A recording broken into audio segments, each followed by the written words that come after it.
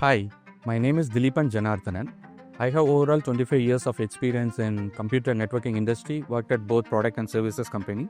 I'm currently working at AMD as Director of Engineering, taking care of the QA and test related activities for our SmartNIC accelerated products that goes into hyperscalers, enterprise segment and service provider segment.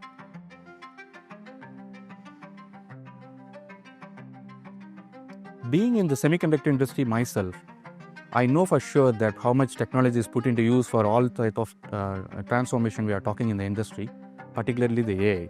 It is very clear to me that the AI and the technology is going to be taking the front seat for all this transformation, and it is very important for us to be very relevant with this technology.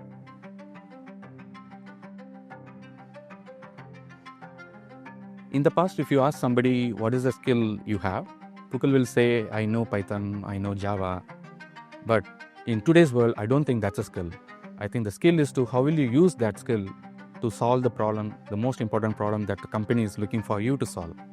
There has to be three things that the professional should be very clear of. One is the technology itself. Second, the understanding of the market. And third is the management.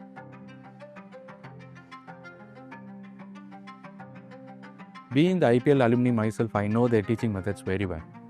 They are very practical, they are very focused on experiential learning. More importantly, if you look at their staffs, the staffs are professionals themselves, worked in the industry for so long, and they have been through the problem that company is looking for them to solve. Right? So you can't get better staff teaching the problems that they have solved, and you get a lot of learning through that. And coming to the curriculum, I feel the curriculum is very carefully curated, focusing on both these aspects.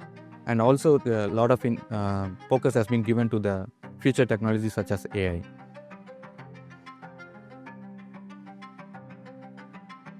Being the hiring manager myself, I have hired a lot of people starting from new college hires to the super senior position.